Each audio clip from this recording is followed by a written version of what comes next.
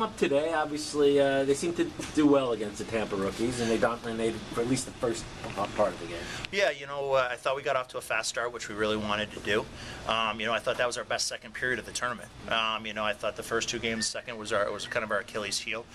We knew Tampa was going to push, and they really pushed hard at us in the third period. I thought Coop did a great job. That first 10 minutes of the third, they really were on our heels.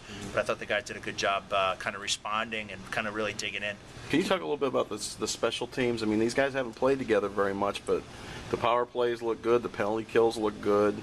Well, I think that's the biggest thing to really smile about is the hockey sense of these kids. We haven't had much chance to practice and really work on things. You draw things up on the board, you show a little video, and the way they're able to retain it and execute it with very little practice is a very, as a coach, is something that's very rewarding. You make a little adjustment here, a little adjustment there, and they're executing and picking it up, and that's a great sign for these players. Can you talk a little about Comrie and Roback, two offensive-minded defensemen? You had them at Rochester, same class, 2008.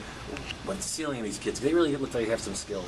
Oh, they both. They're both big kids. They both skate fantastic. They both have bombs for shots in the back.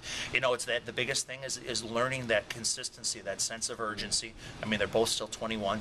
So they're both still young pups, and that's the consistency and that sense of urgency is the one thing that's going to help them push through that ceiling to become potential regular NHLers. And a lot of these guys are going to be in San Antonio with you. You pretty excited about that? I mean, it looks like you guys got some depth when it all figures itself out. Yeah, that's the biggest thing. Really working with Mike and Dale and Scott Luce this summer was, getting some depth at the American League level.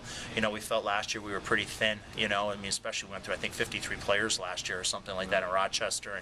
And, the depth that we have to start, there's a lot of good battles to see. And there's going to be some battles in San Antonio for guys potentially going to Cincinnati. There's going to be a couple potential, some pretty good players that are battling to stay at the American League level.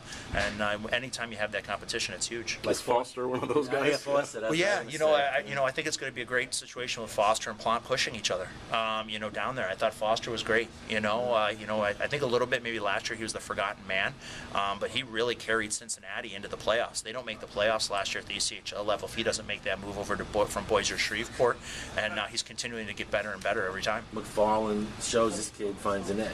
Yeah, McFarland, we gave him the chance today playing on his off wing. He does that in juniors, being a right-handed shot in the left wing, and wanted to give him a chance, with moving Huberto to center and Hayes in there.